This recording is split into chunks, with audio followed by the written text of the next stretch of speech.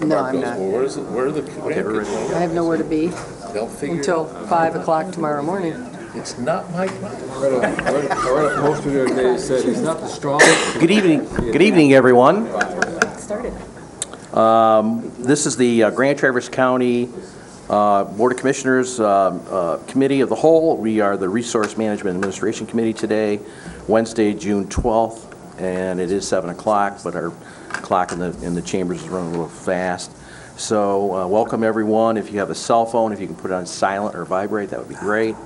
We will start with the opening ceremonies, and that would be the Pledge of Allegiance. If Commissioner Wheelock could lead us in that, we'd appreciate it. Pledge allegiance to the flag of the United States of America and to the republic for which it stands, one nation under God, indivisible, with liberty and justice for all. Okay, would the clerk do the roll call attendance, please? Commissioner Wheelock? Yes, ma'am. Thomas? Yep. Rennie? Here. Max Bauer? Here. Lemkool? Here. Lathrop? Here. Inman? Here. Next item is the approval of the May 8th RMA committee meeting. Mr. Chairman, I would move to approve the May 8th minutes as mailed. All right, moved by Wheelock, Commissioner Wheelock, second by Commissioner Rennie to approve the minutes of May 8th. Is there discussion? Hearing none, all in favor? Aye. Opposed? Passes. All right. This goes to our first public comment. If the clerk can read the rules on that. Any person shall be permitted to address a meeting of the Board of Commissioners which is required to be open to the public under the provision of the Michigan Open Meetings Act. Public comment shall be carried out in accordance with the following board rules and procedures. Any person wishing to address the board shall state his or her name and address. No person shall be allowed to speak more than once on the same matter, excluding time needed to answer commissioners' questions, if any. The chairperson shall control the amount of time each person shall be allowed to speak, which shall not exceed 3 minutes. The chairperson may, at his or her discretion, extend the amount of time any person is allowed to speak. Public comment will be solicited during the 2 public comment periods noted in Rule 5.4, Order of Business. However, public comment will generally be received at any time during the meeting regarding a specific topic currently under discussion by the board. Members of the public wishing to comment should raise their hand or pass a note to the clerk in order to be recognized and shall not address the board until called upon by the chairperson. Okay, those are the general guidelines for public comment. And again, we would accept public comment if there's a particular item that you're here for at that time. Is it any members of the public wish to speak at this time? Seeing none, we will close public comment and we move on to the approval of the agenda. Is there any additions, Dave, onto the agenda? I have none. Okay. Guess we need a motion to approve the Motion agenda. to approve the agenda as presented. Moved by Commissioner Wheelock, seconded by Commissioner Lathrop to approve the agenda as presented in our packet. Discussion? Hearing none, all in favor? Aye. Aye. Opposed? Passes. There are no special orders of business tonight, so we will move on to the reading of the consent calendar. The purpose of the consent calendar is to expedite business by grouping non-controversial items together to be dealt with by one commission motion without discussion. Any member of the commission, staff, or the public may ask that any item on the consent calendar be removed therefrom and placed elsewhere on the agenda for full discussion. Such requests will be automatically respected. If any item is not removed from the consent calendar, the action noted, receive and file, or approval, is approved by a single committee action adopting the consent calendar. A, receive and file. Number 1, Road Commission report. Number 2, Conservation District monthly parkland responsibilities. B, approval. Number 1, 2013 hauler license, MCM Rentals LLC. Number 2, MSU Extension staffing plan. Okay, the clerk has read the consent calendar. Does any member of the public wish to pull an item off the consent calendar for further discussion? Seeing none, does any commissioner wish to pull an item off the consent calendar? Commissioner Lemkool. Motion to approve the consent calendar as read. Support. Okay, moved by Commissioner Lemkool, seconded by Commissioner Wheelock to approve the consent calendar as presented and read. We'll do a roll call vote. Commissioner Thomas? Yep. Rennie? Yes. Max Bauer? Yes. Lemkool? Yes. Lathrop? Yes. Wheelock? Yes, ma'am. Inman? Yes. Consent calendar passes. We have no items removed from the consent calendar. That leads us to item number 9 under department action items. First item is the Road Commission. They would like to talk to us about a bond proposal that's in our packet, and that is in page 21 of our packet, if you could refer to that page. And whoever you'd like to come on up with, get yourself introduced to the members of the public, and you have the floor. Good evening. I'm Jim Cook, manager of the Grand Traverse County Road Commission.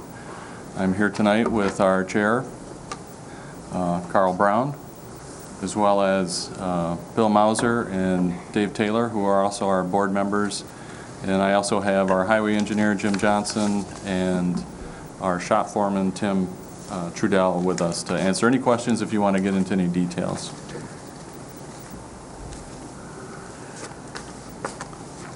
Yeah, we're gonna move that. Did you have the overheads for that? Is that what you're doing? Huh? Should be a. I didn't get all the training on this. Shoot it at each All one. right, TV. where's it going? There it Hit is. the power button. Yep, that's on. Yep. We should have this at our office. There you go. There you go. You're live. I think you got it. Again, thank you for hearing us tonight. So I'd like to start out as this is the Road Commission's formal request for support of a bond partnership similar to what we did in 2008. And if you recall, in 2008 we did a $4 million bond, and in this year we'll be paying it off this fall. And so we are requesting a $6 million bond, similar to what we did with the $4 million bond.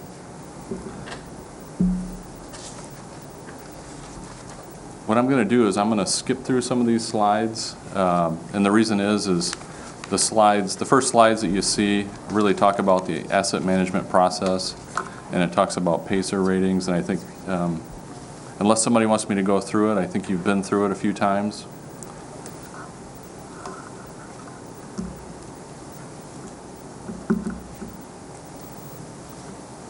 Probably the most important comment on this slide is if you look at that graph on the left, those are the PACER ratings of the roads in our county, and basically what you see is we have a higher percentage in that 3, 4, 5 category, and our goal really is we want to be no worse than a 5, so 10 being the best type of road you can have. Okay, just a quick review. In 2008, we talked about this previously. We spent $4 million on maintenance projects or road reconstructions, and it was about 35 miles of roads. And what we did is we passed through about 6 townships when we did that work. The next slide is, as we talked about previously, is what the PACER ratings were when we did the roads, which were basically 3s and some 4s, and they were 9s and 10s when we finished our work in 2008, and currently they're sitting at about an average of about 7 or 8. So they've held up really well. So the next slide really sort of is the basis for why we're here today. Why do we need a bond? Our roads are in poor shape. Some of our roads are considered unsafe, and all you have to do is drive around to see that. Funding is inadequate, and we all know that there's funding issues, and the state's talking about helping us out with that funding, but we're still talking, and our roads are falling apart. So, we need to do something. Currently, if we looked at last year's PACER ratings, and we were to jump on all of our roads today, and you gave us a check for $85 million, we could get about 80% of our roads up to fair and good condition. Currently, based on the 2012 PACER ratings, 80% of our roads are in poor condition. Only 3% are good and 17% are fair. And we just did some PACER ratings last week, and this last winter was really tough on our roads, and I would venture to say that we're probably closer to 90% in poor condition now. So last winter was really tough. Bottom line is we've cut all of the expenses and all the staff that we possibly can. We are bare bones, and really to a point that we can hardly do our jobs because we've cut that much. And so, you know, bottom line is we can't wait. We as a road commission have to do something. And again, we are asking for your help to do something. Just a little background on our funding. MTF is a little over 50% of the funding that we receive. It took a drastic decline during the 2000s, and it kind of bottomed out around 2008, and it went lower in 2009. It came up a little bit in 2010, but basically where we're at today in 2013 is we are pretty much flat where we were in 2008. And so if you can imagine, you know, the cost of materials is 2 and 3 times what it was in 2008, just based on the cost of petroleum products. So how would it work? What we're proposing is just like we did with the 2008 bond. We would do a 50-50 split.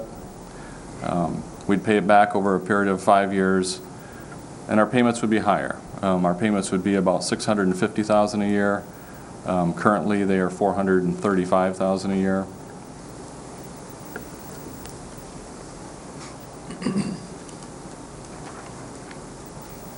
So here's the good news. We went out, we spent quite a bit of time putting a project list together, and what we did is we really focused on, I think in the past, we jumped around and we hit roads that we thought were in poor condition, and we're fortunate they're in good condition today, but we wanted to maybe have a different approach this time. And what we're proposing is that we really focus on corridors. So these are the roads that people travel through the county to get from one side of the county to the other. It's the roads that our visitors travel. It's the roads that, you know, people that drive our economy drive on, you know, to deliver goods and services. We also wanted to look at which of those corridor roads are unsafe, and so we want to be able to improve the safety of our roads for our residents and our visitors. And then lastly, we wanted to really step back and rely on our asset management plan, and that's what I've been talking about for some time. If we really stick to the plan, we don't jump around, we really stick to the plan of how our roads are rated, and we really focus our efforts on those 5s, those roads that are rated about a 5, we can catch up. It's just going to take a long time, and I'm saying 5 or 10 years. But so anyway, so to prioritize our projects, we said we're going to rely on our asset management plan and safety to prioritize our list on these corridor projects. And what we're proposing, I think, is a better plan than we had in 2008. In 2014, we would actually do a little more as far as mileage, which actually is pretty impressive in the fact that the materials are 2 and 3 times what they were in 2008. Again, we're using a mix of fixes. I think it's a smarter approach, and we can get a bigger bang for our buck. And so instead of 6 townships, we're actually going to touch 10 townships. And I think that's fantastic since we only have 13 townships in our county. So right now, we're conservatively saying we could hit about 40 miles with this bond. We think we can do more. The next slide, I won't. I think it's too far in the details, but that is a list of all the roads that we are proposing for about $4 million in investment. Next, I wanted to talk about equipment, and that would be the other part of the bond. You know, we're proposing to spend $2 million on equipment, and the reason that we're proposing this is because the average lifespan of our snowplow trucks is 10 years. The average age right now in our fleet is 14 years, and we have 40 trucks in our fleet. With 40 trucks in our fleet, if we want to maintain 10 years or less, we have to be replacing 4 trucks a year. Since over the last 10 years, you know, our funds have been decreasing, and we've only replaced 4 trucks in the last 7 years. So we're behind. I mean, we should have replaced 28 trucks by now, and we're up to 4. I was talking with Commissioner Taylor, and he asked why we weren't out chip sealing roads yet. And the reason we're not out chip sealing roads is we're ready to go, except we're repairing the boxes on our trucks because we can't haul stone down the road without losing it through the holes in the box of our trucks. So that is a serious issue. And again, we have to do something. So here's just a one shot of a photo of our truck. You know, structurally, the tailgate fell off this truck because it's so rusted away on the back end of the truck. And so we're spending money to fix those trucks so we can function. This is one of our newer trucks, and this is just a picture of a fender that's been pieced together. To me, that's cosmetic, but again, it's just an indication that this is one of our new trucks. Here's another truck. You know, this is a truck that they typically use when the crews go out and do miscellaneous work around the county. It's in pretty bad shape. They actually use signs in the back of the truck to hold the box together, and that's what we're working with. Our finance director and I, we sat down and we looked at our what our cost and our effort has been in repairs over the last 4 years. And over the last 4 years, we've been spending an additional $50,000 year over year to keep up with our aging fleet.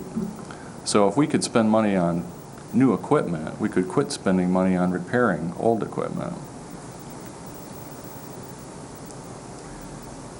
In that $2 million, what we did is we broke it down as to what we would spend the money on.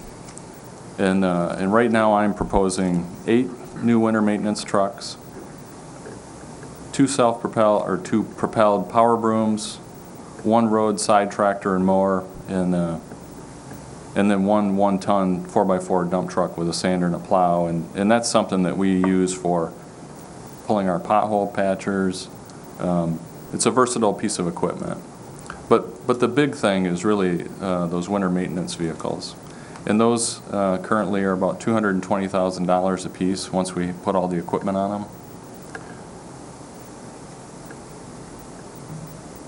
And our administrative assistant thought you should see this picture. I'm not sure if it's good or bad, but this is what we could have if we had a bond. So I'm not sure if that's it's good that you see a new truck or not, but that is one of our newer vehicles. So lastly, we know that times are tough. Times are tough for everybody, and it really comes down to making decisions and choices. And it's just like at home, you know, when your roof is leaking, you know, do you repair that roof, even if it means taking out a loan, or do you let the water just destroy your house? And that's really where we're at. Is we feel very strongly that we have to do something. And so this isn't going to solve all of our problems in the county, but what it is for us it would be a boost in the right direction, and I'm sincerely hoping that if we could do this bond, by the time we start doing something with the bond, maybe Lansing will figure out what they're going to do for funding. Again, like I've said in the past, I don't see anybody coming up here from Lansing, no matter whatever happens with the funding. Nobody's going to run up here and fix our problems for us. It really comes down to, I think, being creative. That means maybe borrowing some money. And also, I think it really warrants a serious consideration on a millage, because again, you know, we spend one quarter of our total budget plowing snow and putting salt down. So again, we appreciate your support. We appreciate your consideration, and I know it's a tough decision. And if you have any questions, Carl and I are here to answer questions, as well as we have staff here that can answer questions. If I could ask Dean and Dave to set the stage for the road commission and the commissioners. I guess it's my recollection that when we did the last bond, we decided to pay it off early, and we used that dollar amount, that annual payment of dollar amount, to help the operating budget moving forward to fill that gap, is my understanding, was the rationale behind paying that off early and taking that money. We really didn't reserve it. We just used it for filling in the hole in the gap. And it was my understanding as of last year, or this year's budget, we were still looking at potentially $1 million structural shortfall or deficit, because we used some fund balance and we used the dividend check from the Risk Association. That was a one-time income and a few other items to fill that gap. And the goal was, during the 2013 year, we were covered, but in 2014, we were not, and that we would have to come to some difficult decisions if we couldn't find any new revenue on how to shore that up. And the Road Commission proposal, which I think is really needed and would be responsive to the top priorities in the county. I guess the question I'd have for you and Dean is, in all practicality, we probably wouldn't, in my mind, we probably wouldn't have the ability to have additional $695,000 for an annual bond payment on top of the structural situation that we have going into 2014. But I guess you guys, you're looking at the budget right now and trying to look at it and figure out where assessed values are and equalization rates and those kinds of things. And I don't know if you've got sort of an update for us as to kind of where we might be sitting for the 2014 budget or something close. Well, your understanding is the same as mine. Okay. I don't know when the decision was made to accelerate the payment and use it for operating. Right. Take it out of the, basically use the debt service that was being paid annually and make a final payment and out of a capital fund and Right. and use the money in the operating budget. I don't know if that happened before my arrival, but Yeah. that's my understanding. That is what happened. I think so. Well, but basically, we made payments as the road commission did over a 5-year period. So we did not pay the 2008 bonds off early. That's been an annual payment for the last 5 years, and the last payment is scheduled to be made later this year. So All right, okay. we did move some money from one fund to the another fund, or tax revolving funds primarily, to it had been a general fund appropriation, and because of the issues that we had in balancing our general fund budget, we used the additional earnings in the tax revenue, the delinquent tax revolving fund, to cover that appropriation. And as far as that being a source for continued appropriations, as I recall, we obligated a whole bunch of cash flow to the septic treatment plant bonds. We paid those. We paid half of Oh, those that's right, we bonds did do off that. and used our money, and now Yeah. they're paying us back over a 20-year period Right. at 2% a year. And one of the things that we're seeing with our delinquent tax revolving fund is the fact that people are paying their tax bills, and we are purchasing fewer delinquent taxes on an annual basis, which means our delinquent tax revolving fund is earning less, which is a good thing, but it does not give us the financial means to do some of the things that we were able to do in 2008 and 2009 with the previous partnership with the Road Commission. Okay. I guess the first question I would ask the Road Commission is if we're not in a position to make a commitment for 2013 and or potentially 2014 for additional $695,000 per year, would you be financially capable of taking a $3 million bond out and at least doing something until we were able to look at our budget, over the next 18 months to see if there's something we can do moving forward? Yeah, I had talked with our finance director, and yeah, that is our position is, we can take on the $3 million debt. And, you know, and so I guess our plan B is, you know, if we have to, we'll do something like that, because again, we need to do something with our equipment. That's, you know, we need to do it immediately. And then, So 2 million might go for equipment, 1 million for road improvements? Okay. you know, that's my opinion. Right. My commissioners, you know, they'll make that final decision. We could see how we split that, but you know, if Jim, which I'm sure he has talked to Jerry about it, I mean, because that would be our obligation, is half of that, you know, then how that split would happen, you know, we would discuss that as far as the equipment and that, but the equipment is definitely in dire needs of replacement, but the roads are also in that same dire need, so. Yeah, Commissioner Maxbauer, I know that you had mentioned in a previous meeting about the possibility of doing something similar to Leelanau County, if you want to expand on that. I do. Thank you, Mr. Chairman. As everyone here knows, Leelanau County has a winter maintenance millage, and it sunsets, so that if voters are not happy with their winter maintenance, it's not going to be renewed the next time it comes up for renewal. Sure.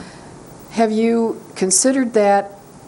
Because I really do believe that we need to present that to the voters. I do not believe, based upon my meetings in Lansing, I don't believe that our state legislature is going to do anything to help us anytime soon.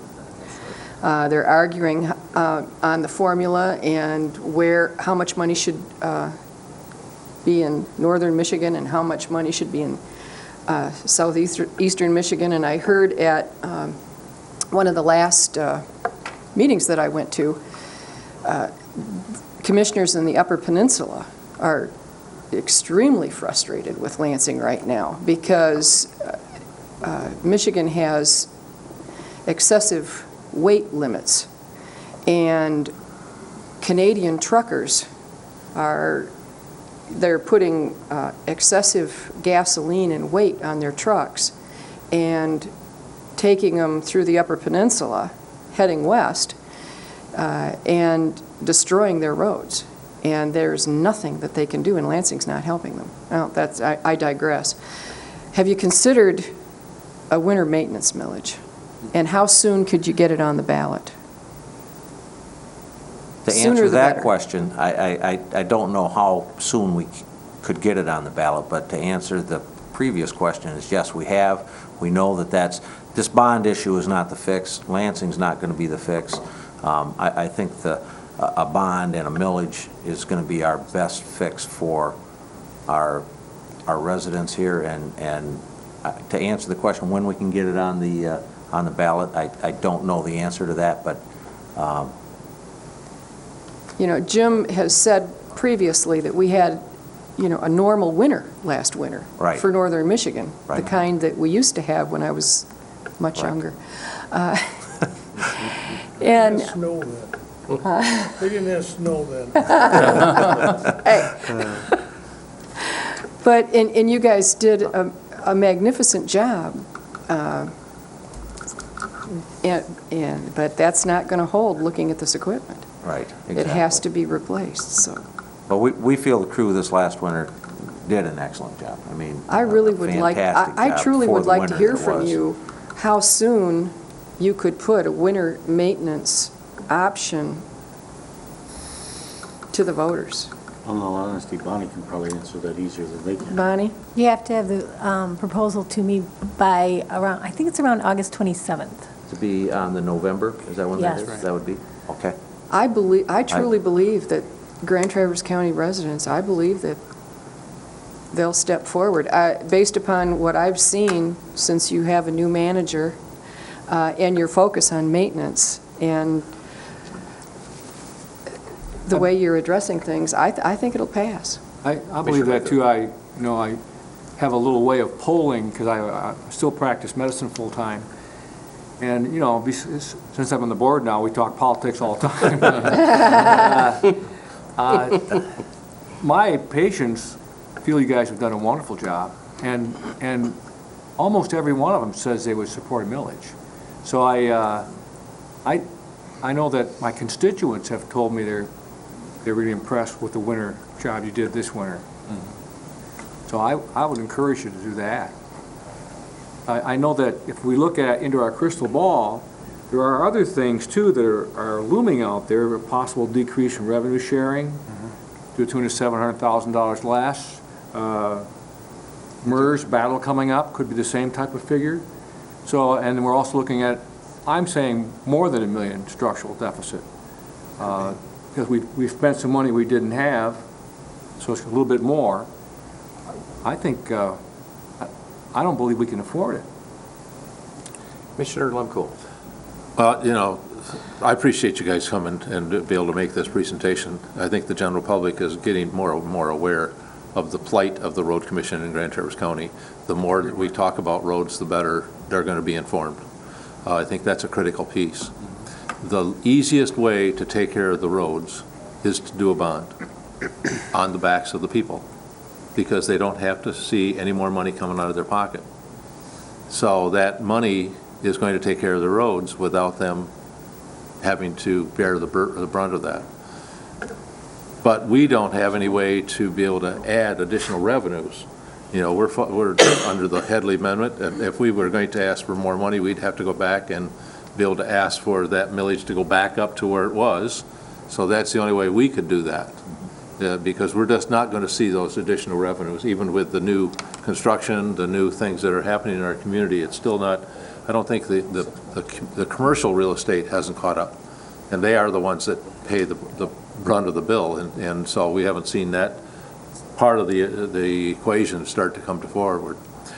I really think that I'm concerned about doing a millage in November. You know, I understand there's 5 different proposals that are probably going to come out, and everybody's going to say, vote no on everything.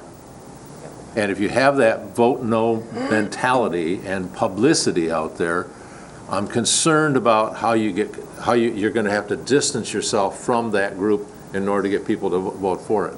I think that there's plenty of support out there to be able to do it. I also have been talking to a lot of people in the community, and there is support. The question is whether it should be a winter maintenance or it should be a blanket millage. So should we go out and get a general millage, which will be shared with the TART trails and public transportation and the city and everybody else? Or do you just do a winter maintenance, and does that winter maintenance then, do you have to share that with the city, and do you have to share that with public transportation and the TART trails? And I think that message has to come out as to how that millage is going to be, and then what is the millage piece going to be? Is it a 1 mil? Can it be done for half a mil? Can it be done for 3/4 of a mil? I don't know those answers, and I think the public wants to know those answers before you get out there to be able to do it. Personally, I'd love to be able to sit here and say, let's do the bond. That's the easy part. The hard part is we can't afford it. Right. So therefore, I would want to support a millage. Commissioner Maxbauer and then Commissioner Lathrop. I disagree with Commissioner Lemkool on one item that he said, and that is I wouldn't put it on November's ballot because there are going to be so many other proposals and everybody's going to vote no on everything. That's not how I run my household. I have so many dollars to spend, and I set my priorities. And if Grand Traverse County residents, if their priority is winter maintenance on their roads, it's going to pass. I would not, just because everybody else, or there are several other proposals on a ballot, that would not stop me from asking voters to take a look at, your case. So I disagree with Commissioner Lemkool. Okay, because then it'll never go on a ballot. Let's go with Commissioner Lathrop and then Commissioner Running. Well, also, I don't know, I just saw come across our desk here. Apparently, if we bond or millage, you have to share some of that with the city. Correct. So some of that money Would go to the city, absolutely. Yeah, you guys knew that. We knew that, yep. Commissioner Running. I had a question. You're talking about this winter maintenance thing. Is that pretty much snow plowing? Is that what you're talking about there? What we would propose is that we would, very similar to what Leelanau County does, and the way they have their set up is it's winter maintenance, so it covers snow plowing, salt, that kind of thing, but they have their set up, so in the case of, they had about 3 mild winters, and so it creates a surplus. And so what they were able to do is they were able to run around their entire county and chip seal just about every road they had. And that's really what we're proposing is a winter maintenance millage. For sure, it's going to free up $3 million that we spent this last winter on winter maintenance. So there's $3 million that we can add to that, say $4 million that we're putting in to our roads this year. So what a huge gain that is. But then if we have some mild winters, it would be significant. But if we had a regular winter, you would spend most of that money removing snow. There's not going to be much road repair done, correct? Well, what I'm saying is it would take the place of the money that we take out of our budget to fix roads. If you had a surplus, though. But we don't know you're going to have a surplus. No, it would, if we had that winter millage, that would take care of winter maintenance. Okay. So And then that money winter we're maintenance using, money would not be coming out of our Okay. regular balanced fund. But to So- call it winter maintenance, to It's- me, sounds like you're fixing the roads, which maybe you really wouldn't be doing. Well, no, it's just keeping the I snow mean, off, from the a keeping the snow off the public roads. Right, standpoint, yeah. right. They're And looking at that's how potholes and Leelanau stuff. presents theirs as a winter maintenance, so. And again, when I first started, my opinion was, geez, we need a road millage. And Midland County's had a road millage for over 40 years, and it gets... Every time. Yeah, passes 75%. without question. Wow. And, it's funny, as a resident, there was never a question. You go and you pay your taxes, and you're happy to do it, and if they want a renewal, we vote for it, and again, it's no question. But what I've seen that's different in Grand Traverse County is, as I have talked to different townships about a regular road millage, I started to hear a lot of the same things from all the other townships saying, well, yeah, but, my resident is going to pay taxes so you can fix and maintain Garfield Township roads or East Bay or Acme. And so that's when I really stepped back and talked to other road commissions, and I wanted to see how they were handling their millages and their funding issues. And it seems to me that the winter maintenance that's an easy one because everybody gets it, pretty equally. If you have a road, we're going to plow it, and you see it. You see it, and this was a fantastic winter, this last winter. So people, they understand what it is now, winter maintenance. So that's why I would propose winter. Commissioner Wheelock and then Commissioner Thomas. Well, I think most of you will remember in 2008, I was a little vocal about this issue, both to this board and to the road commission. I still contend that the number one safety risk to the community is the condition of our roads. Today, just like it was in 2008, we made a significant improvement, but we've also had significant deterioration since then. That being said, as I read all of my documents, including the stuff from the prosecutor, I'm not sure we can even legally use general fund money to pay a road bond. And that's a whole nother discussion that we get into. I absolutely would support a winter maintenance millage. I think it's worked very well in Leelanau County, and it's worked in other counties throughout our community. The one thing that I am a little concerned about is when you talk about a bond issue, and then one of the first things you'll do is go buy trucks. And I understand, I know the condition of your trucks. I have, what have I got, 2 of them out in my yard right now, Tim? Something close to that. But the point is that I know the condition of your trucks, and I know that you have issues with that. But for the general public's perception, when the first thing you do is they authorize you to spend money, and the first thing you do is they see new shiny trucks and they don't see the potholes fixed, they have a problem. Mm-hmm. And they're very verbal about that. And I get the phone calls, probably at least as many of those phone calls come to me as come to any member of the road commission. you know, We so- appreciate that. Yeah, well, I'm sure you do. But, you know, the fact is that, you know, I absolutely understand the need for maintenance, or for equipment, and I know the condition of your trucks, I know the age of your trucks and some of those kind of things. But I can tell you from the average public's perception, they start seeing shiny new trucks running up and down the road and the roads aren't fixed, they're gonna be on your tail big time. That was one of the reasons the last one went Well, down, because it the was other right thing prior is- to that all the stuff showed up in the I was, yard. and- I You was. probably can buy used. I was very pleased to see that in this proposal, you have a specific list of projects, because you cannot convince the voters to support additional tax money for anything unless you tell them exactly what they're going to get from their money. So if, you know, and I tried to have that discussion when we had the road millage before. You know, you need to tell the voters exactly what you're going to fix, because just saying, well, we're going to Give- fix the roads. Right, give me money. Right, That doesn't doesn't fly. work. So, you know, I think this is a good proposal. Unfortunately, I don't see how right now we have the money to pay for it. You know, and that's the long and the short of it. I'd love to see this thing passed tonight and just vote and be done with it.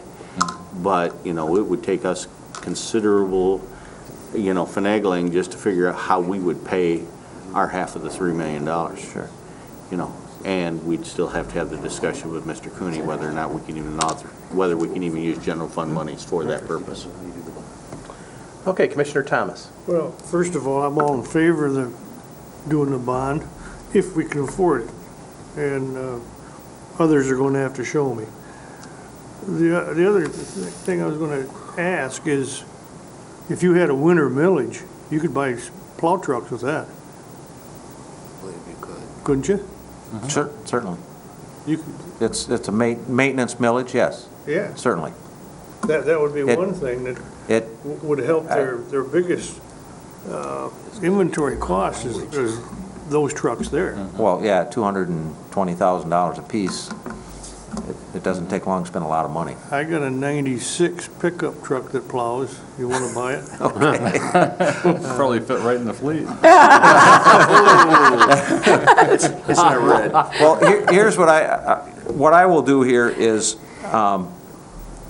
our meeting comes up the end of the month, the 27th, I believe it is, and I'm going to definitely have the winter millage on the agenda for discussion, and we have talked about this on several different occasions, and I do think the timing now is probably as good as it's going to get. I think after this harsh winter we had, the condition of the roads right now, even our friends at the Record Eagle are saying nothing's going to happen in Lansing, so they're telling us that if we as a community don't step up to the plate, apparently nobody else is going to do it for us. So I think that, you know, the timing, I do believe is probably as good as we're going to get to ask for a millage. I don't see, I don't see any better time in the future, let's put it that way. All right, Commissioner Max Bauer, and then we have Administrator Benda. I just wanted to go back to my priority, budgeting priority. If your proposal is on the November ballot, when I walk into that voting booth, I am going to ask myself whether I prefer, if I can only afford one, I'm going to ask myself if I prefer a new auditorium for Central High School, or if I prefer my money to be spent on winter maintenance. If I can afford both, yeehaw. But I'm just trying to convey to you, please do not be afraid to put your question to voters in November. Well, it gives them a choice, like you said. It does. It gives them a choice, and, and for better or worse or whatever, they make that choice, just like you said. If they have the funds, that's fine. Dave, you have something, and then we'll go to her. I just have a question about state funding, and if they were to change it, you could obviously, you could put a millage in effect and say it would be an up to millage, up to so much, per thousand, and then if you got, miraculously, the state started funding roads in the state, through either a bill that they pass and increase gas and weights taxes or whatever. If they were to do that, how's that money distributed? Do they have complete control over whether it goes to state roads as opposed to local roads? Or would you be entitled to a portion of that under the Constitution? Or I just don't understand how that works. If you're referring, I think you're referring to the MTF, Michigan Transportation Fund, and like Commissioner Max Bauer alluded to, you know, there's some discussion on the formula. Right. You know, the formula today is, you know, 39% goes to MDOT, 39% goes to road commissions, and about another 20% goes to villages and cities and but that 39% that goes to road commissions, you know, gets split 83 ways or 81 ways. I think there's a couple commissions that aren't part of it anymore, but so, you know, so that 18 cents a gallon that we currently receive, and say it goes up 10 cents a gallon, you know, again, we get 39% of that split 83 ways, and doesn't amount to a lot. And there's some talk about the formula. There's some talk that the state would like to revamp Change that that formula. formula. And from what I've seen and heard, it's not going to be in the road commission's favor. And what people need to understand, and you know, and that's part of my job, is really educating the public, is, you know, 70% of the roads in the state of Michigan are maintained by local county road commissions.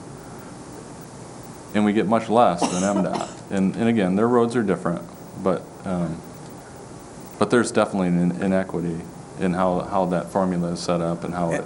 And they haven't funded state roads properly. Exactly. Obviously, local roads have the same they're faced with the same pressures we are, right? Mhm. Right. Petroleum products, you know, asphalt costs went through the roof, and Yeah, salt absolutely. went through the roof, and so we're struggling with that right now. If they don't come to a solution, local roads are going to suffer too. Mhm. Correct. So I think, you know, I was trying to... it's up to us to take care of our own roads, obviously. Yeah. Right. And I was thinking of an analogy, and maybe it's not a great analogy, but you know, I'll just tell you that, you know, my personal mission is, you know, I solve problems and I make people's lives better. That's what I've done my entire career. And so when I came here to Grand Traverse County, it's because, you know, I really like Grand Traverse County. You know, I've been coming here since I was a kid. It's a special place to me. And I really felt that I could make a difference. And I think I have made a difference when it comes to how we operate and to our organization, the way it's structured and the way we operate today. But the analogy is that I've aligned our troops, and and everybody's marching, but we've given them everything but bullets.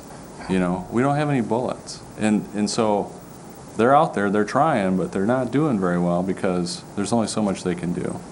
And so, again, you know, for me personally, you know, this is a big deal to me. I have got to be able to do something, whether it's a millage or it's a bond, because I really believe in our asset management plan. We can make a difference, but we have to be committed, we have to stick to it, but we got to fund it. And that means, you know, you're not going to see a big change a year from now, even if we had lots of money. We're talking it's in 5 years you'll see a change, in 10 years you'll see a significant change, in 15 years we're all going to be smiling and saying, wow, we have really great roads here. But it's a long-term process, and again, I want to do something. All right. Commissioner Lemko. Bonnie, you said August what, they had to have it submitted? I believe it's August 27th. So does that have to be approved by this board before? I think so. Yeah. I believe so. I believe so. So therefore, you would have to have it to us at our meeting in August to be approved, for that to be approved to go out onto that, and you would have to have it approved in your board before that. Correct. So I was just trying to think of the timeline. Well, I think the timeline's now. Well, yeah, no kidding. I mean, as far as discussion and seeing, do we have board support for that? Our And then August meeting's too late. Our August meeting's the 28th. Yeah, so that puts us into July, But so. we could do we could run a it special meeting. in all RMA right. and do it immediate You do Ways and approval. Means and then ratify it. So really, we don't have So- enough time. But I think that, you know, the other thing that I'm really going to ask is if you're looking at $3 million for winter road maintenance, what's that millage? Is that 1 mil gives you $1 million or $4 million? Is that what I understand? I think that's about right. About right? Now, of that $3 million that you would get, you would have to share that with the city of Traverse City. Correct. So, so you wouldn't get the full $3 million. And the villages. And the villages, right. Five Lake and Kingsland. Who also plow their Don't forget roads. that. Right. Right. Yeah, but I think it's really important that everybody understands that. Right. And so, so if you're looking at, if you did $750,000 instead of $1 million, or $750,000 instead of $1 million, I think the people would be really willing to stand behind that and make that happen. If you have $1 million, it may be what you need, but you may be able to live with something Correct. less than. Okay, we have Commissioner Wheelock and then Commissioner Rennie. Well, a couple things in regard to the millage. I think the one thing that we've seen very, very big in Leelanau County is they keep the millage reasonable, and they do it on a short term, so as they can show the people that they deserve it. Correct. You know, the people aren't going to give you millage for 10, 15, 20 years. You know, keep them short term, 2, 3 years, show them that you're using the money properly. And I think that's huge. But I guess the one point that I want to make is, we all sit here and we talk about the condition of our roads, but we're not in this alone. You know, drive around to some of the other communities. I spend a lot of time on the road all over northwestern Michigan and all over a lot of other places, you know.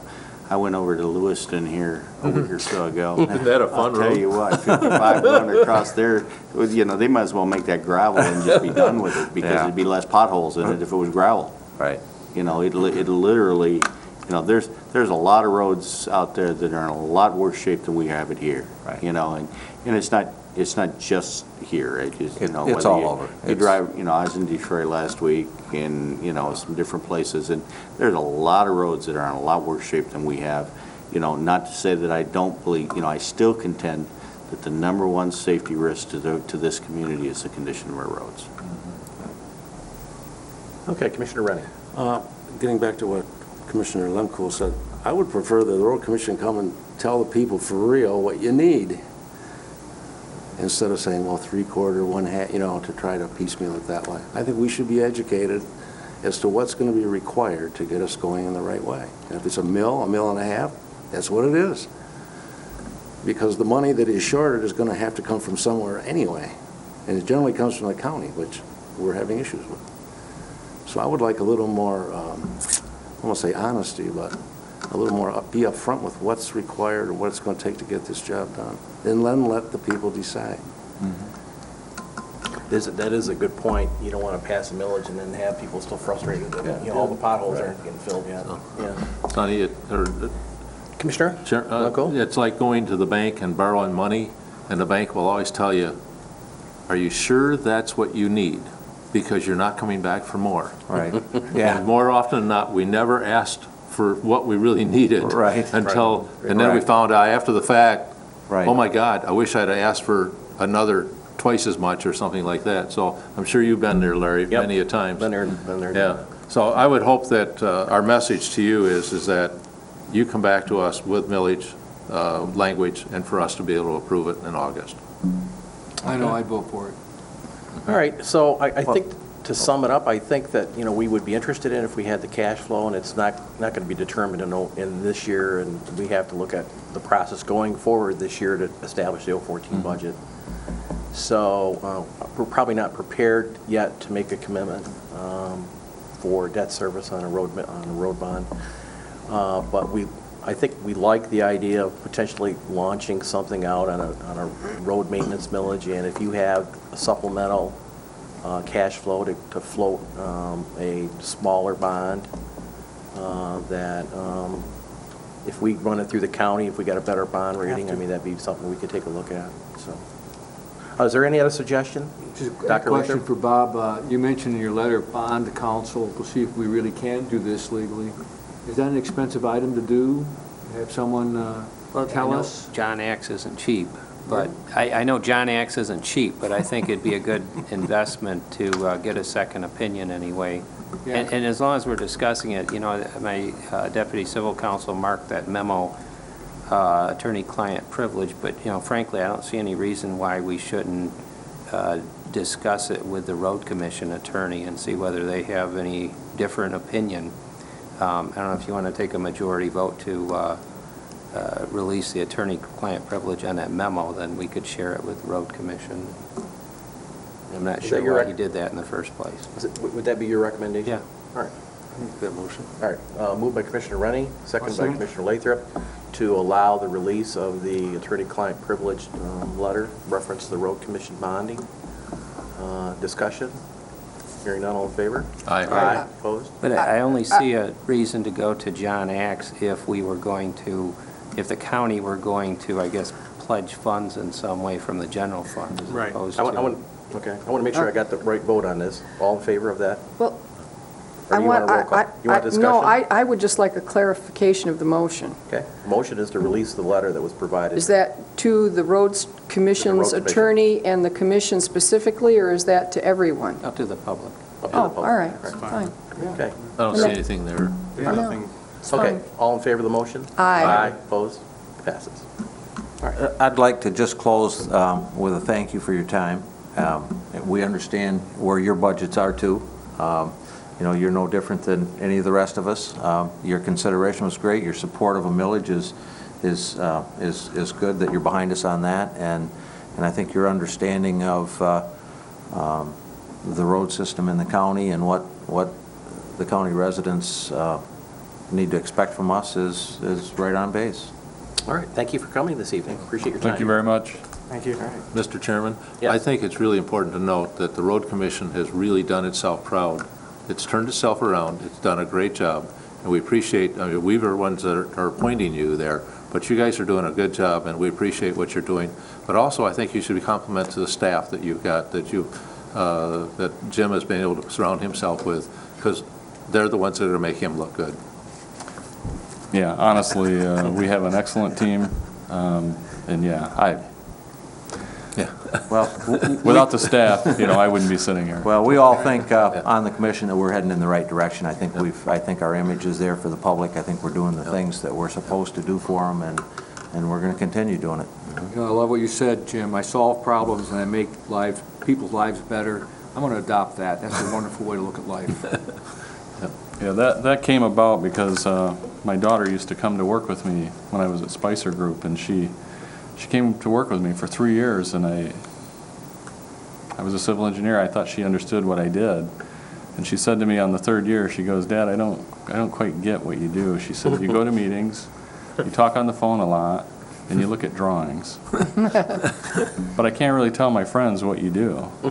And so that was the first time I ever thought, and then I said, "Well, gee, Sarah, I guess I never thought about it, but I solve problems and make people's lives better. That's what civil engineers do." That's great. Thank you. Thank you. All right, thank you.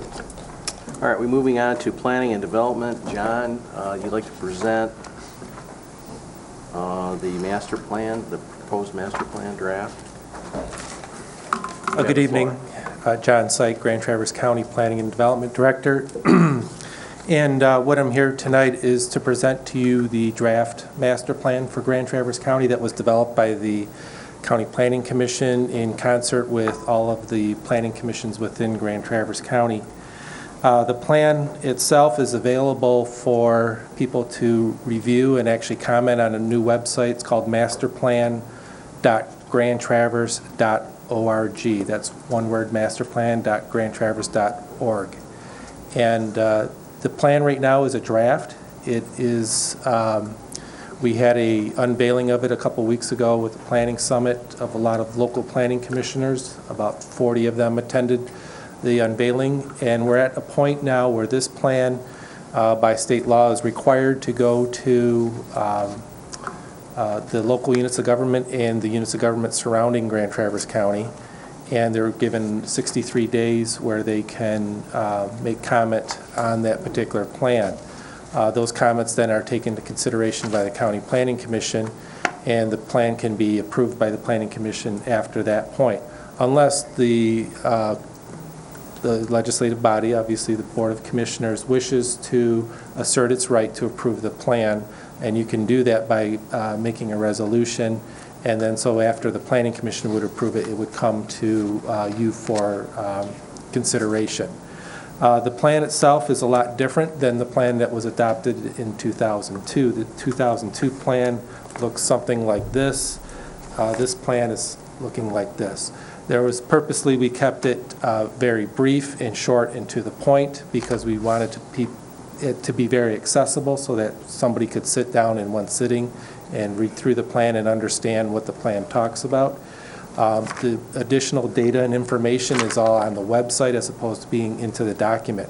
I will say one of the things that we did with this, and I think is very unique, is a process that we used where it was a ground-up approach where we engaged all the planning commissioners within Grand Traverse County. There's 119 planning commissioners in this county, and they all had their fingers and ideas into developing this plan. This plan we really see as about partnership. We recognize that the local communities have their own master plans and zoning ordinances. We feel that we can provide a lot of resources here at the county, particularly through the Planning and Development Department, to partner and assist those communities in achieving their goals. There's also the Grand Vision, as you're aware, that kind of really looks at things from a regional perspective. We felt that was really the Grand Vision and the input in that particular process, along with all the local plans, really set the tone. We didn't feel we needed to do an extensive workshops and meetings and hearings and so forth in terms of getting feedback from people. We felt that a lot of that has been said. There's been a lot of planning activity in this county over the years. We felt this should be more of a work plan. It's more focused on implementation and those activities that we can actually achieve in the short term. This is a process that will be continuous in that we will revisit this on an annual basis and continuously engage those planning commissioners with the idea that if we want to add to the plan and build upon it as we achieve those different action items, this document will be that ability to do that. So it's more about process. It's not going to have a lot of the supervision or broad vision type stuff. We feel that a lot of that has already been said by the community. What this focus is about action. And so far the response has been very well. I realize as you read through this, you may find a couple of needs for some edits and corrections, and we're in that process right now, but I will definitely welcome all the feedback that we get for this so that we can refine this and make this a great document. And I will just plug that website again because that allows people to actually make comments and post them on that website. Just to clarify what you're looking for today with this committee, you're not looking for the formal approval of the master plan. You're looking for us just to give you the guidance to move it forward to the local units of government. Yes, we're required to get the local, for your approval to disperse it. And then once they review it and approve it, we're the last body to approve it, right? The Planning Commission, unless, and this is a question you may want to determine whether you wish to approve the plan or are you sufficient to just have the County Planning Commission approve it. Commissioner Wheelock. Mr. Chairman, I would move to authorize the County Planning Department for the distribution of the master plan as presented. Okay, moved by Wheelock, seconded by Rennie, to allow the Planning Commission to distribute the draft master plan to all local units of government. Is there discussion? Commissioner Wheelock. Well, John, I really want to commend the Planning Commission on this document. It is so much better than most of the master plans I've read in the last 35 years I've been sitting in these kinds of chairs. But the key things that I like the idea that, it acknowledges the individual townships and how they have the ability, because, we are a home rule state.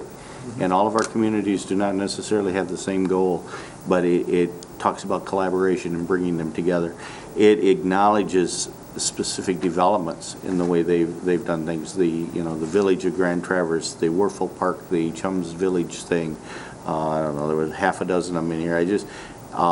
It talks about our housing needs and our housing assessment needs, which was something that we kind of never really talked about, but yet it's become a significant part of our planning function. Just all in all, I just want to commend you for the document. I think it's very good. It talks about the regional needs and how we have to work as a region. We sometimes we forget that that's not a stone wall when we get to Antrim County. What's happening in Elk Rapids affects what happens here. And it makes a difference. We were fortunate enough to be able to do some things with some of those with our EDC and things over the years. The new population trends, you know, we are an aging population in our community, and we cannot forget that, because our needs of our community are different than they were 15 years ago, and that's really great.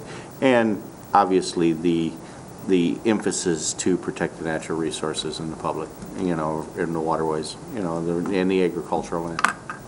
It's just a great document. All right, Commissioner Lathrop. And it's beautifully done, too. Congratulations on that. It's a work of art, beautifully done. Thank Some you. of the nicest photographs I have ever seen in a master plan document. It's definitely not all of my work. I will say one of the things that this was done in-house. We did have some small assistance from some people we've contracted with, but it was all done with people here in our community. We felt that we have the resources right here to accomplish this on our own. Commissioner Lemko. You know, last night Garfield Township talked about redoing their master plan and making it so it's readable by the general public, which is kind of a creative way of putting stuff together. So, you know, I don't know how that will mesh with this. You know, I guess that would be, how do those townships' master plans mesh with this? And that would be the question that I'm sure a lot of people would ask, other than myself. But, you know, because we are, you know, the township's a home rule state, but it still needs to somehow be able to work together.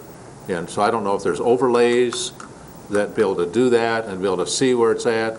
And the other question I have is, you know, many years ago, we always talked about is that the coding is different in each township.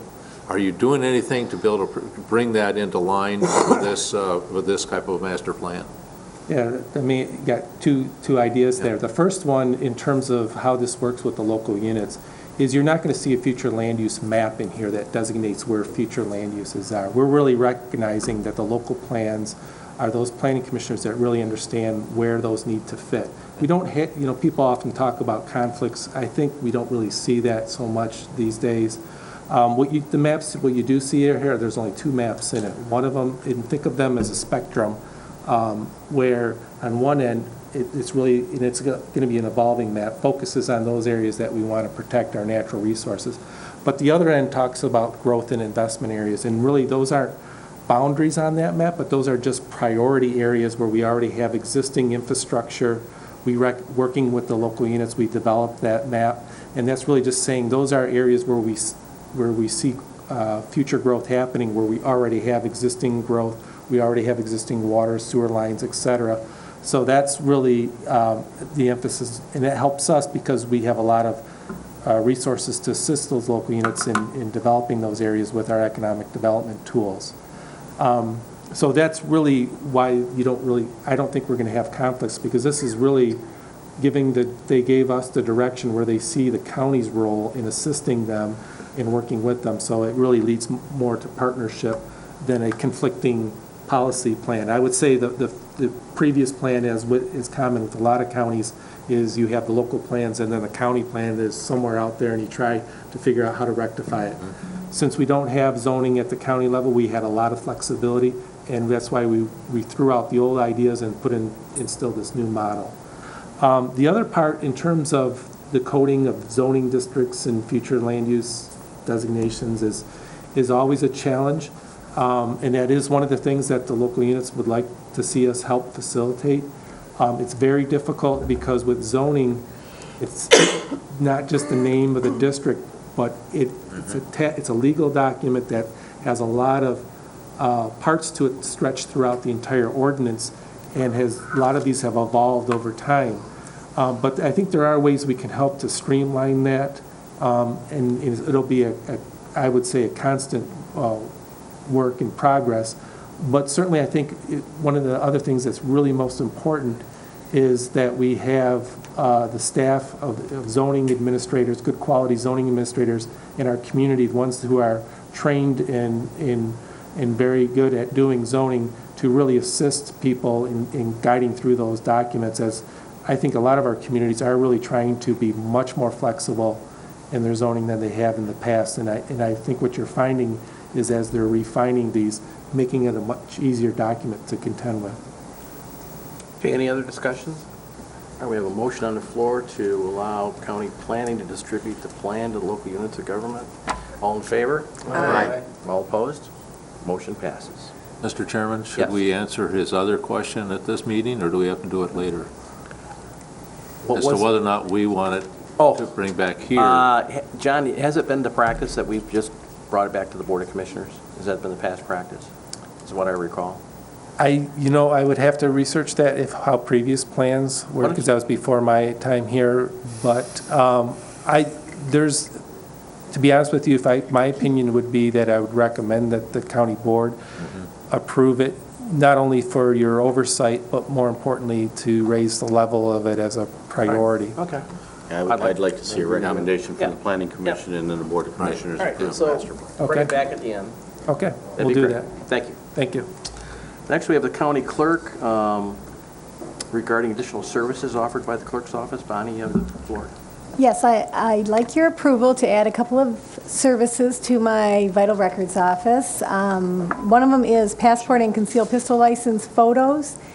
We process a lot of passports, a ton of concealed pistol licenses. We're already over our revenue budgeted for this year, and we're only in June for number of applications in new concealed pistol licenses.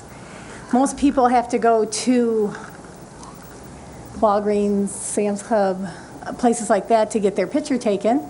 And if the quality is poor, we have to send them away again. We can do it in-house, and the equipment has come down quite a bit in price. A lot of the other county clerks already take passport photos. I talked to Leelanau County. They said they charge $10 per set. So that's what I was thinking I would charge. I have the money in my budget to cover the equipment. So that's one of the things I want to add. And then the other thing is, we used to do notary services for the public, and we stopped doing that a couple years ago, and I'd like to reinstate that. It's not a huge amount of money, but it is a convenience to the public. Okay, let's take the photos for the passports first. Commissioner I was going to make a motion. Okay, go ahead. I would move to reinstate the notary public service and add photo taking for passports and concealed pistol licenses to the county clerk's office. Okay. Support. All right, moved by Max Bauer, second by Rennie, to approve the allowance of notary public services and also taking photos for passports. Discussion. Thank you. Good move. Hearing none, all in favor? Aye. Opposed? Passes. All right, Bonnie, thank you. Moving on to the prosecuting attorney. Bob, you have an item on ORV ordinance? Yes, Blair Township recently voted to add roads to the roads that are already open to ORV use in the county ordinance. And I've laid out a procedure in my memo as far as how to include those in the county's ordinance if you are agreeable with that. And I think the road commission had some comments on the map that is used or that was generated after this board adopted its first ordinance and how those changes get made anyway. This is the first time I believe a township has actually included additional roads that they'd like to see in the county ordinance. They could do it themselves if they wanted to have their own township ordinance, but that's not what they did. And so anyway, my recommendation, I guess, consistent with the board's past practice, which was to allow the local jurisdictions to determine which roads they want to be open to ORV use, would be to approve a change, an amendment to the ordinance. It does require a 45-day notice and comment period from MDEQ. I was going to worry about that. And the sheriff, well, not the sheriff necessarily, but I think the sheriff should be notified since they'll be doing enforcement, and also the road commission. So the motion you might be looking for is to move this forward for a public hearing, comment? Well, you would, yeah, and our office could prepare notices to the entities that require notice. Commissioner Thomas. I'll make a motion that we go ahead with the proposed ordinance change. Okay. Support. All right. Moved by Commissioner Thomas, second by Commissioner Wheelock, to move forward with the prosecuting attorney's recommendation regarding the change in the ORV ordinance. Is there discussion? Commissioner Wheelock, then I guess the Benda. discussion would be, I think we kind of had this discussion when we went around with this before. Blair Township chose to restrict a huge amount of their township that probably should have been open for ORVs when we had the very initial discussion, and they chose to preclude everything east East 37. of M37. The whole Hoosier Valley, all of that area down River Road, none of that was allowed to be operated under ORVs with their recommendation the first go around.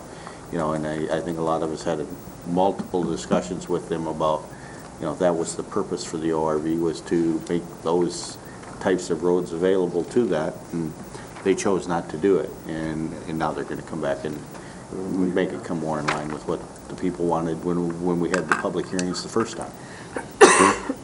Dave. Jim Cook and I exchanged several emails on this, and we've been communicating with Ernie in the GIS department, our GIS director. And if you look at the ordinance, and I made reference to this in my administrator report, if you looked under GIS, you'd see it. The ordinance I have to find the section. Section 3 says that the township can adopt an ordinance to close any roads. In the county, basically, when the county adopted this ordinance, it was right after the state legislature allowed this to happen. And the county said, well, okay, we'll open a few roads, and I think you took some comments on it, and then you said, but townships, if they want to change that, they can do it anytime they want. What happened was, we've got maps all over the place that say different things. And GIS is really kind of pretty firmly entrenched, and it's probably the right place to make sure that those notifications arrive in that office, so that there's a single map that indicates which roads are open, so that the sheriff's department doesn't have to go to each township map and each township ordinance to find out what's going on. So I think in the next couple of weeks before the June, the end of the board meeting at the end of the month, we want to look at this language and work with Bob Cooney and come up with a mechanism for a feedback loop, so that the county map is always updated, so that the ordinance says the townships can change it, but they have to notify us of that change so that we can update the big map. Okay, all right, good. Any other comments or questions on the motion? All right, hearing none, all in favor? Aye. Aye, opposed? Passes. All right. Thank you, Bob. Moving on to administration, we have the legislative report and the county administrator report. Yeah, I just wanted to note that we did get a net asset distribution, so we did have a pretty good year last year also. We're getting $115,891 from the Risk Management Authority, and not many insurance companies give you money back. It's kind of nice that we get this. Last year it was much larger, but it was just a much better year for the Risk Management Authority. We've already talked a little bit about the RV ordinance that I wanted to talk about. I also wanted to bring to your attention that I met with GIS, and we're talking about a LiDAR flight early in 2014, before the leaves get on the trees. He's working with the Corps of Engineers. I've asked him to contact the DEQ, the Grand Traverse Band, and others about sharing in the cost of that flyover. So, and right now we have $10,000 set aside for that, but it's going to be about a $120,000 project. So he's looking for partners from the outside, and we'll be bringing that forward in the next month or so. Animal shelter officially closed on June 1st. Commissioner Limcool was at the press conference and did a fine job, and it's working famously. It's fabulous. I wanted to point out that the health department got a communicable disease award for excellence in case management. And I'm not going to give you the whole title of it. It was very long and probably almost unintelligible to the lay person, but that we had a homeless person who had substance abuse issues and all these other issues, and we worked with Leelanau County, and we worked with many human services agencies and took care of the problem, and made sure that our community stayed safe from this person who had tuberculosis.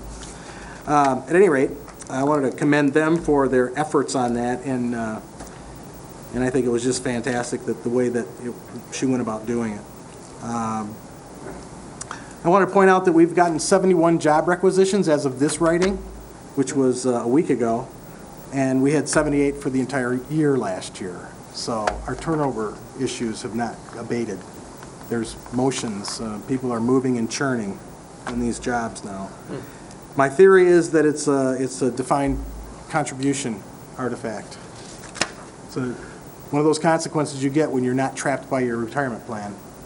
If it's a defined contribution, you can take your retirement and go anytime you want. Whereas in the past, if you were vested, really hard to make that decision and walk away from your retirement plan.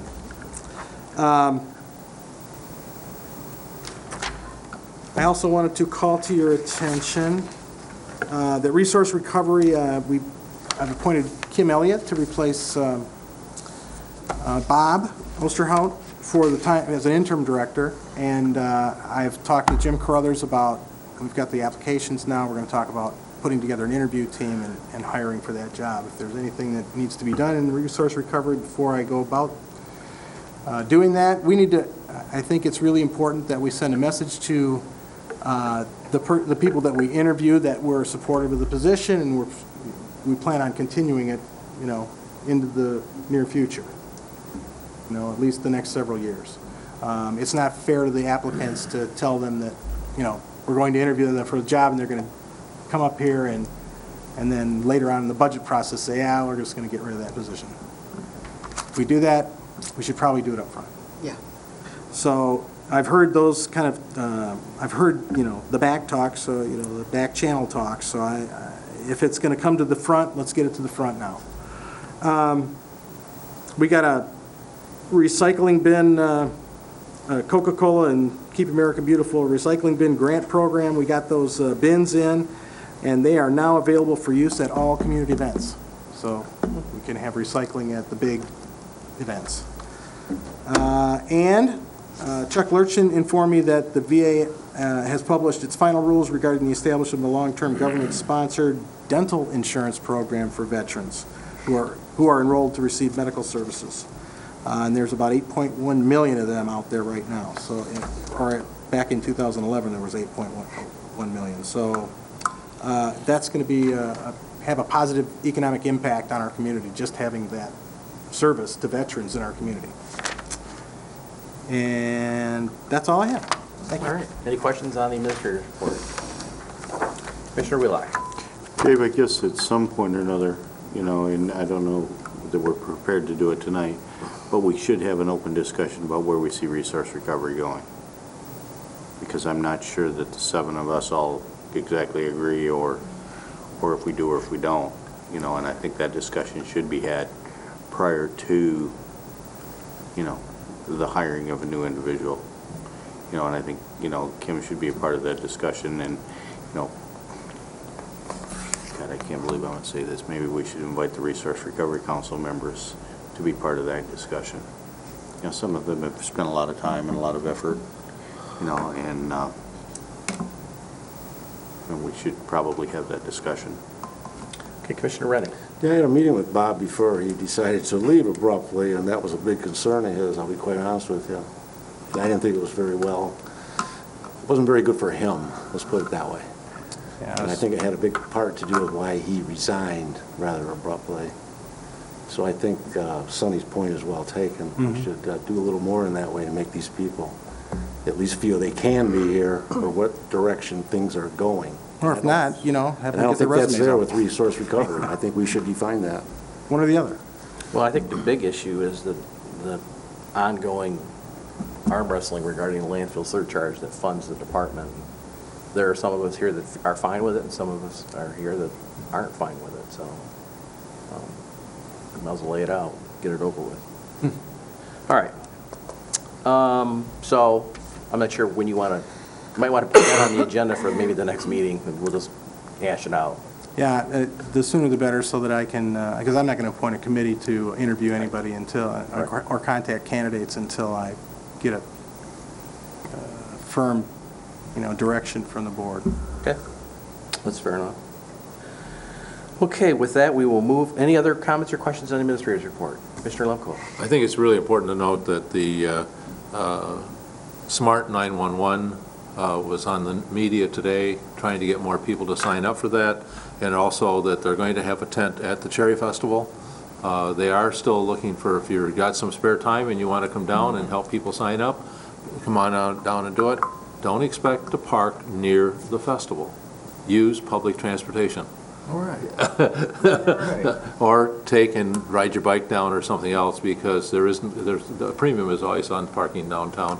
And we do have a great relationship with Beta to provide transportation in and out of the festival, and it runs until late night. So, but I really appreciate the festival allowing 911 to have that tent down there. We also are going to have a group of county employees that are joining me in the parade, and we're going to have county T-shirts with Smart 911 on them. And so we're looking forward to walking down the parade route on Saturday, promoting not only the quality of the employees of Grand Traverse County, but also Smart 911. Wow, great. Anything else? All right, thank you. We will move on to the next item, and that is under page 98, which is your last page in your item. And that's under county fixed asset disposal policy. When I met with staff as chair of RMA, we discussed this particular agenda item. I asked Dave what he thought our policy was with regard to disposal, and he was fairly certain that he had the authority for $5,000, and anything over $5,000 it would require Board of Commissioners. And we had staff went back and researched and actually pulled the approved resolution back in 1993, and he's exactly right. And there hasn't been a resolution that's been passed subsequent to June 30th, 1993, that he's indeed correct, that the disposal policy that the Board of Commissioners passed allows him to dispose of value up to $5,000, and anything over $5,000 requires the Board of Commissioners. Now, there was a discussion at that meeting about the Sheriff's Department continuing to come in on an ongoing basis and asking our permission to dispose of items. And it was Chris's recollection, but she's not sure, Chris Kramer, that there was something specific with regard to the Sheriff's Department by statute that we have not had an opportunity to talk to Bob about, that would require them to come in and get our approval, and they aren't applicable to the dollar amount in this resolution, which we would have to check on. So I just bring this to your attention, that we have a standing resolution, and I think we probably need to clarify this and just get the direction the board wishes to go in. Does all disposal items, do you want to approve those, or do you want to maintain this current resolution? And then we need to have Bob check on, by statute, what departments would be required to do it and which ones would fall under this policy if there's something out there we're not aware of. So I just wanted to, at least at this point, information purposes, if we can ask Bob to look into it for us and see if there's any restriction by statute, and then we can come back maybe at a later meeting and talk about what is the wish of the board. Do we want to have carte blanche, doesn't matter the dollar amount, or do we want to continue to establish the $5,000 limit? Commissioner Thomas. This has been working for 20 years. There's nothing wrong with it. Commissioner Wheelock. Well, I guess my only thing is I'd like to see it to be consistent.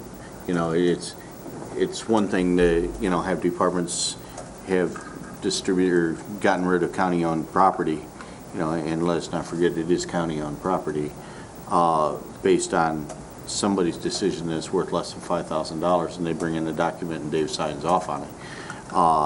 And then we turn around and, last week we approve a bicycle with 2 flat tires to be sold by the Sheriff's Department that's going to get $20 for it. Right. We're not consistent here. Right. We need to be consistent. And that's why I think all departments should follow the same procedure, whether, and most of us know that, at least twice a year, we get a laundry list full of stuff that the sheriff's department has accumulated either in the evidence room or in surplus equipment that they want to sell at auction.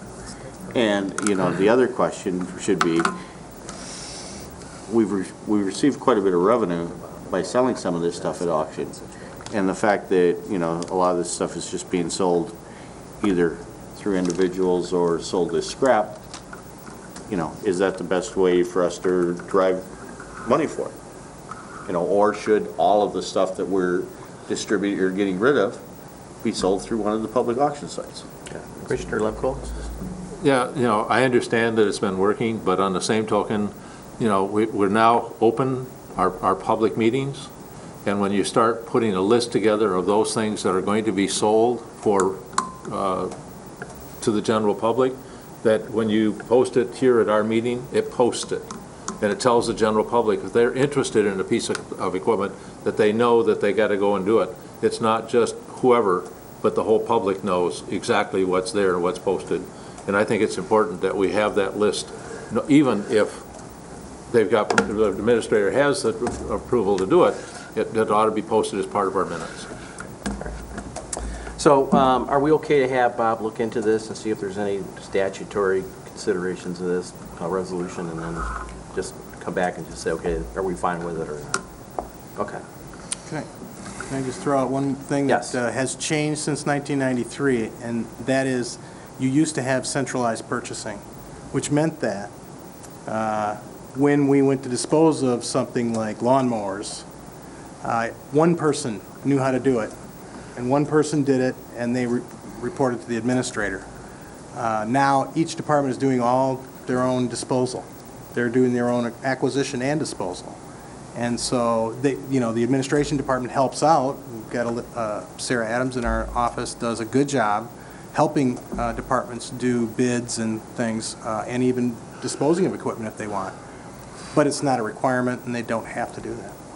So that's changed, and that's a significant change in the fixed asset policy. Okay. All right. Okay. That concludes that discussion, and we'll have a follow-up on that. We have no unfinished business. We have one item under new business, and that was an item that I had asked to be put on the agenda, and I really want to just throw it out at this point. I'm not really looking for a direction, other than maybe in the end asking staff to come back with a recommendation. But the basic premise of this item is the Board of Commissioners now has gone, you know, I'll have my training on Monday, so I'll have my iPad, and You've been putting that off. I volunteered to be the last one. And then, you know, as you know, we just gave approval for the Commission on Aging based on the number of meetings they have and the size of their boards and the volume of paper that it made. There was a fiscal analysis done on that and submitted to Mr. Benda, and it appeared as though it made sense to go paperless for the Commission on Aging.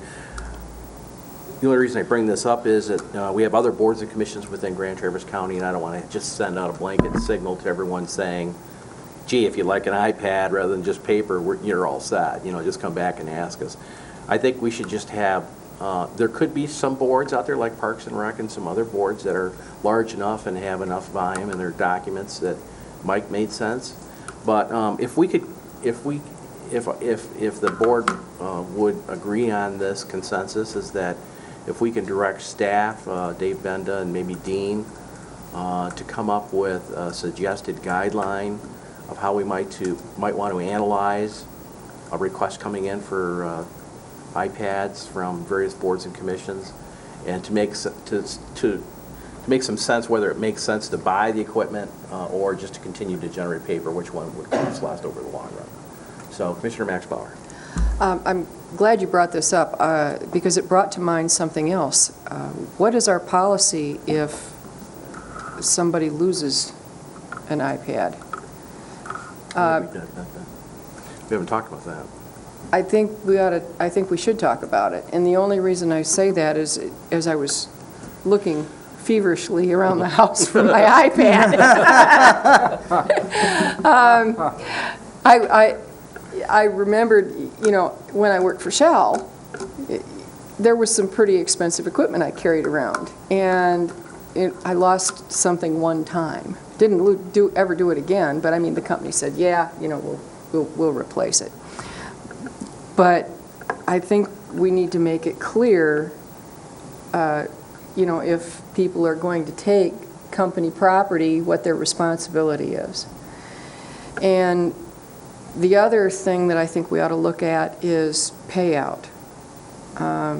You know, we used to do it when we wrote drilling progs, you know, or reworked a well. You know, it would be a 6-month payout or a 12-month payout. Yeah. You know, that's an idea for a standard. That's all I've got. So if we could ask, we'll go to Commissioner Lundquist, and then we'll see if we can get some direction.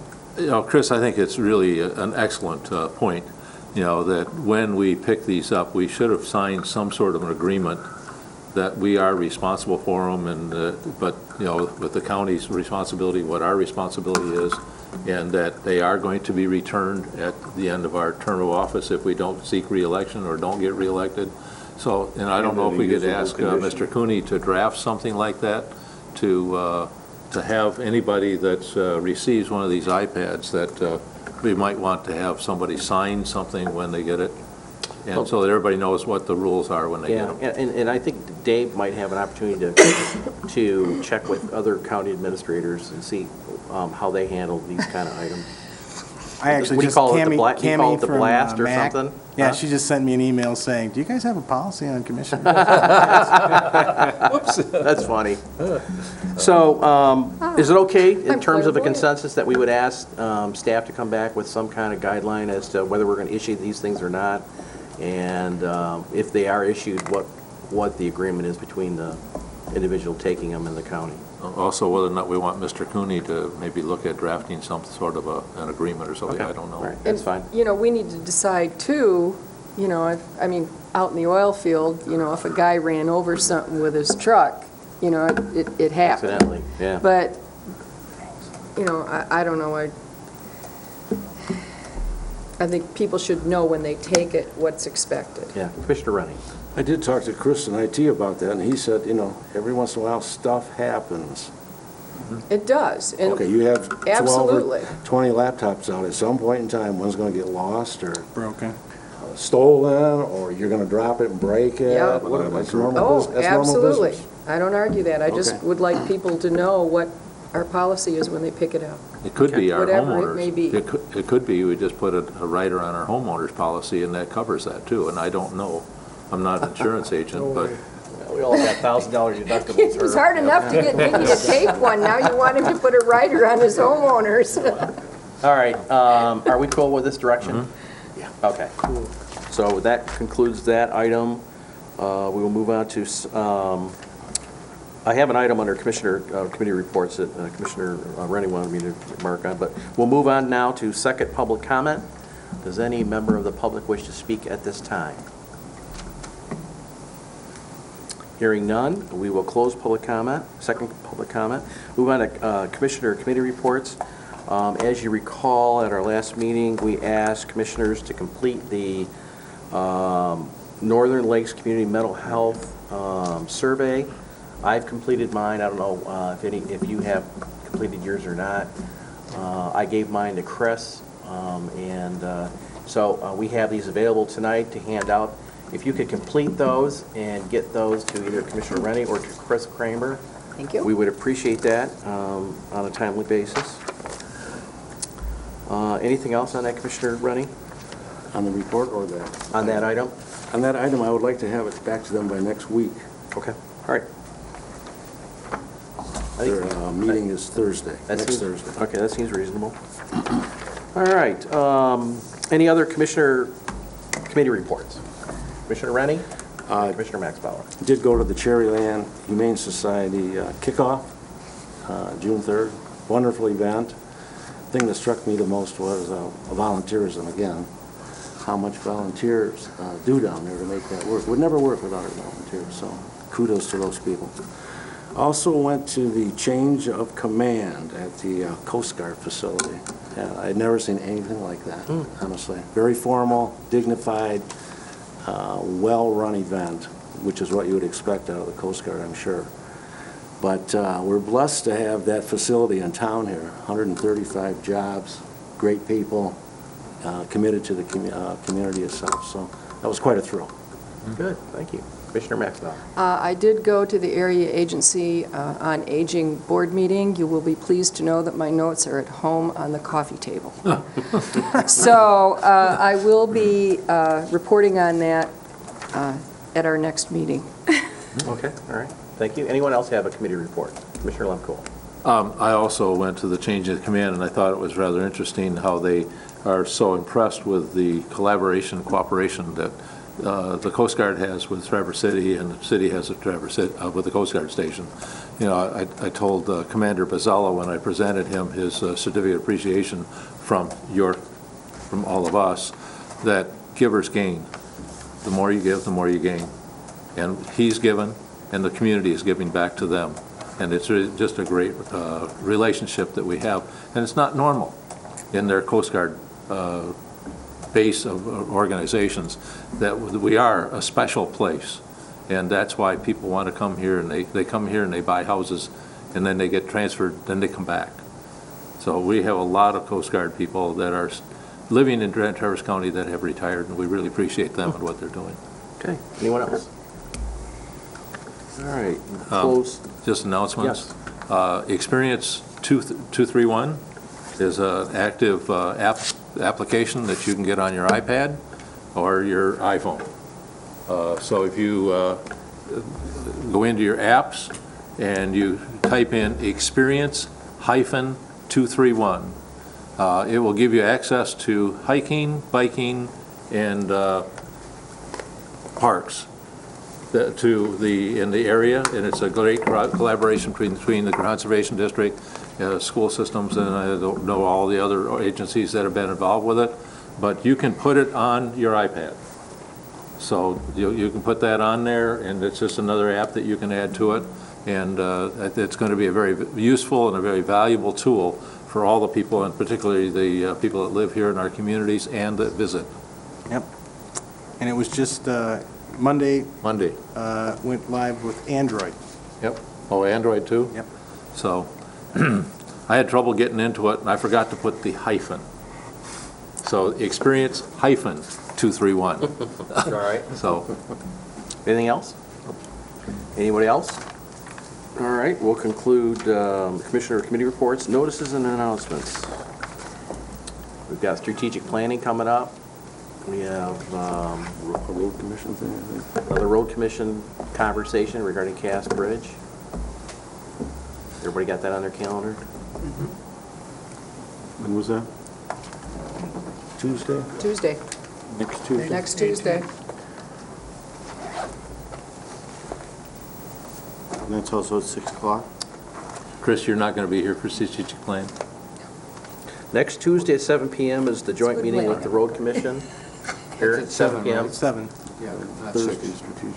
And then Wednesday is, Wednesday the 19th, the next day from 1:30 to 4 is strategic planning here in the chambers. Anybody else have any other notices and announcements?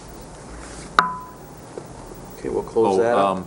Yes. Free Fishing Day, Saturday, down at the Haggerty Center. So if you got any children that want to learn how to fish or want to do fishing, they will have people that will have fishing poles, they will have worms, they will have bait. All that you have to do is bring the kids. You can bring your own fishing pole if you want, but they also will have people there to help you clean them. And I think they'll have a restaurant there that will help you to cook them so you can eat them there if you want to. So this is for children. We expect almost 500 kids there, and it starts at 9 o'clock and goes till 3 o'clock in the afternoon. It looks like it's going to be a beautiful day. So if you don't have any children and you want to come down and just help out, we could always use the help, because it is a madhouse. Bring needle-nose pliers, because sometimes the fish like to swallow the hook. So it's really important that, so it's going to be a lot of fun, and Rotary and DNR and some of the other organizations are putting this together. It's just a great fun day. I have one item for announcements. Tonight is a very special night. We have an individual here that has his one-year anniversary with Grand Traverse County this evening. And Karen Rennie was kind enough to come in and help the board out with some cookies to acknowledge your, and along with Commissioner Rennie, your one-year anniversary with Grand Traverse County. So congratulations, that 1 year went real quick. It sure did. We appreciate everything you've done, and you've done a great job over the last year. Sure have, Dave. Thank you. Good Thanks. job. All right. Great to be here. Okay, we don't have a closed session, so I need a motion to adjourn. Moved by Wheelock, seconded by Commissioner Rennie. All in favor? Aye. We stand opposed. No. We stand Roll call. opposed. Adjourn. roll call. Little humor there, come on. Let's bring out the cookies. Get the cookies going. Start.